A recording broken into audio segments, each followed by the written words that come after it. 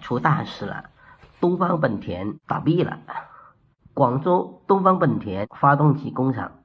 倒閉了。這幾天呢，他們的工廠把招牌都拆掉了，有沒有看到？廣東太難了，又一家老牌工廠倒在了2025年的寒冬。佛山市順德區做了近20年電磁爐的盈派電器破產清算了。清点家当的時候，发现那账上只剩下19.4萬了，可他欠下的債卻足足有1879萬。這是廣東愛瑪車業，已在東莞扎根10多年，2024年營收還達22億。2025年10月1日官宣停產遷廠，200多名老員工面臨失業，工齡在廠也只給1個月補償，連法定 N+1都達不到，真是讓這些老員工太心寒了。煙台 LG 的公司解散了，不是因為破產，是遷移去了越南。那工廠裡面1400多個人面臨失業。在煙台LG 已經算是韓資企業的龍頭了，也是待遇最好的外資了。那賠償金給的還蠻高的，1.N 的賠償金，幹了10幾年的員工能賠到近10幾萬。這算是煙台的好企業了，因為有 LG 的員工說他們月月都發那個家家月的購物卡，數不清發了多少張，真捨不得，原本還想在這裡幹一輩子的。類似的場景已經在中國各地發生。在沈陽，曾經支撐起一座城市的工業自信的華晨體系，如今呢只剩下空殼。東京汽車零部件工廠裡呢，機器不再轟鳴，廠房外的標識還在，裡面卻幾乎沒有正式的員工，只剩零星的臨時工在寒風中抽煙。那種安靜並不是休息，而是一種被時代遺忘後的死寂。今天閒着蛋疼，到曾經工作22年的地方回顧下，原來人流最多的華晨中華1號門如今已經封閉。這條路貫穿南北廠區的它的長度正好是廠區的寬度，大概800米吧，現在基本看不到行人了。不知道啥時候南廠區中間開了個門，名字還改成金杯了，一眼望去還是見不到人影。華晨曾經覆蓋從微型客車到轎車的完整的產品線，如今呢，除合資板塊外呢，幾乎是全面的虧損。在數量龐大的僵屍企業當中呢，並不特殊。這些企業的利潤仍然不足以支付債務的利息，無法自我造血。重組後呢，華晨併入了新的地方國資平台沈陽汽車，規模大幅的收縮，僅保留了金杯面包車和部分零部件的業務呢。一些老廠房已經徹底荒廢了。據一名老員工回憶到呢，過去廠裡有700-800名工人，如今呢還不足100人。他所在辦公樓裡幾乎都空置了，只剩下處理離休人員養老金的事務。東京廠區裡呢，偶爾可見幾名臨時工在寒風中抽煙，四周安靜得令人不安。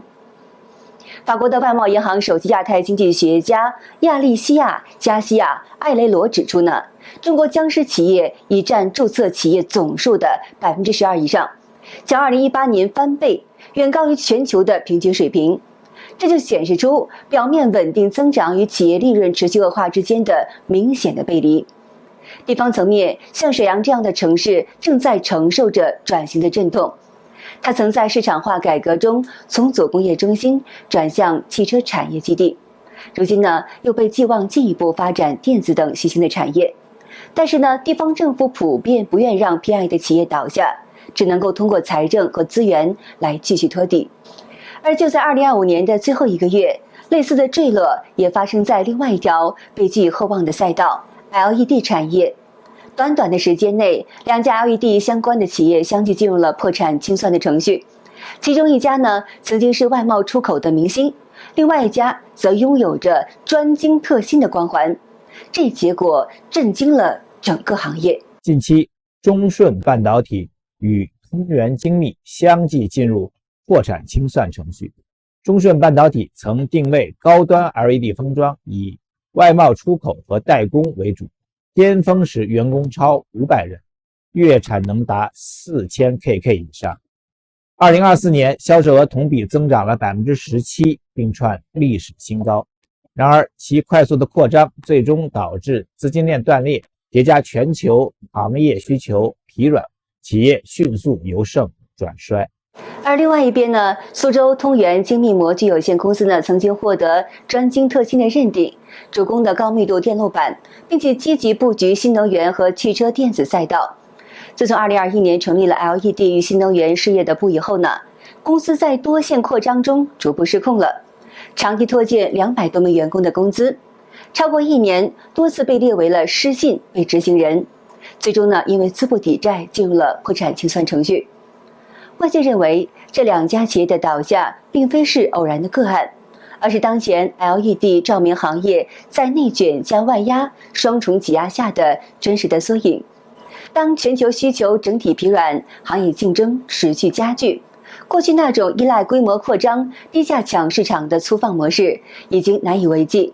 企業如果只盯着銷售額增長，卻忽視現金流安全、技術壁壘和客戶的結構優化，就如同在沙漠裡建高樓，一旦潮水退去，風險便會瞬間暴露。那麼這種結構性的壓力呢，並不只存在於中小型的制造企業。同一時間呢，外資車企對中國制造的風險評估呢，也正在發生着根本性轉向。隨着美中貿易摩擦持續的升級，以及川普政府重新加碼推動制造業回流，通用汽車的最新決定成為了這一趨勢的標誌性節點。通用汽車正式宣布將停止在中國生產別克昂科威，並且會把整條生產線遷回美國本土。這款長期在中國生產卻貢獻了別克美國市場約1/4的銷量的明星 SUV， 就此終結中國產出口美國的歷史路徑。CNBC 分析認為呢，促使通用做出這一決定主要有3重因素。那麼首先就是關稅壓力的長期化與制度化。從2018年中美貿易戰爆發以來呢，昂科威始終背負着25%的懲罰性關稅。每一輛從中國運往美國的整車呢，都要額外的承擔1/4的成本。那麼這種結構性的負擔呢，直接侵蝕到了利潤的空間，使得即便銷量稍微穩定，也難以形成可持續的回報。那麼這其次就是政策與政治壓力的顯性化。通用汽車明確表示，這次產線遷移是其550億美元美國本土投資計劃的一部分。核心表述呢，只有一句話：支持美國就業。在選舉政治高度敏感的背景之下，這已不再是單純的商業決策，而是企業必須要做出的政治姿態。那麼其3呢，則是昂科威無法回避的中國制造標籤風險。在密歇根、俄亥俄等關鍵的搖擺州，整車中國制造直接賣給美國消費者的模式呢，長期處在工會、政客與媒體的聚光燈下。昂科威恰恰是少數完全符合這一特徵的車型，其政治風險在關鍵年份被急劇的放大。那麼換而言之呢，中國市場正在從外資眼中的全球增長引擎轉變為高風險敞口。昂科威的撤離並非是市場競爭的失敗，而是地緣政治、關稅壁壘與選舉週期疊加下的必然的結果。昂科威的撤離絕非是個案，而是外資車企系統性降低中國制造風險的縮影。在地緣政治、貿易壁壘與本土新能源衝擊的3重的擠壓之下，跨國車企已被迫重新站隊。生產線遷回美國的另一面是上汽通用在華經營狀況的持續惡化。有數據顯示，其旗下別克、雪佛蘭、凱迪拉克3大品牌年銷量已經從巔峰時期的大約是200萬輛，下滑至2025年的不足80萬輛。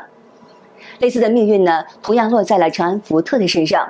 這個曾經年銷近100萬輛的合資品牌，如今已被推入了中國汽車市場的慢性死亡區。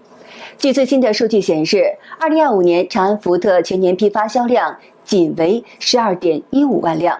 零售銷量呢為9.94萬輛，同比呢幾乎是腰斬，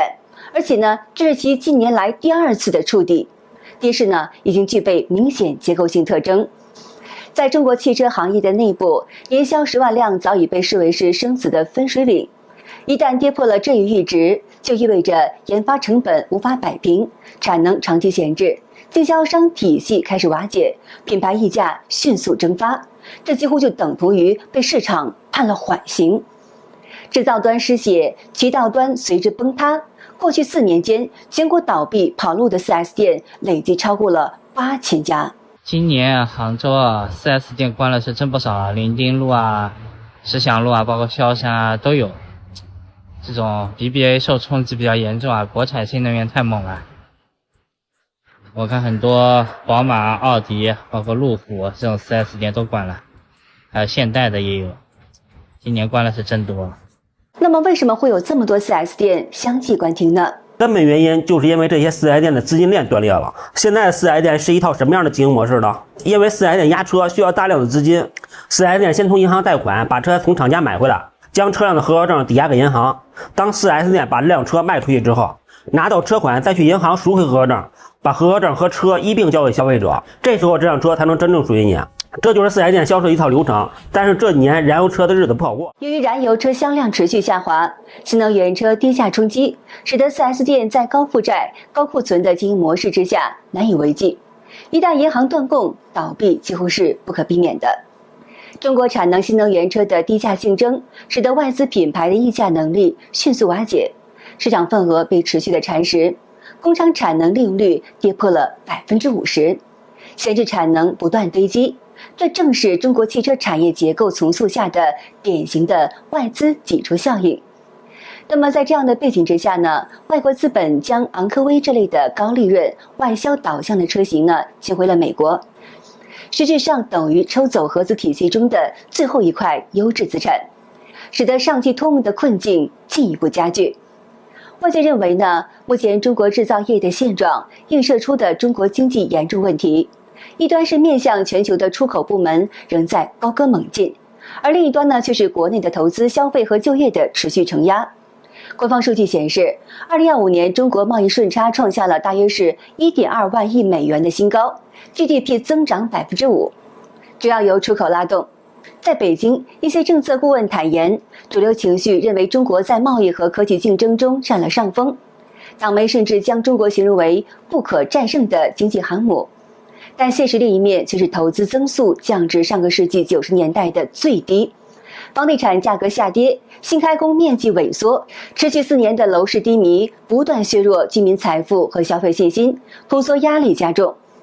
2024年的11月，社會消費品零售總額增速降至3年來的低點，工業利潤同比下滑13%，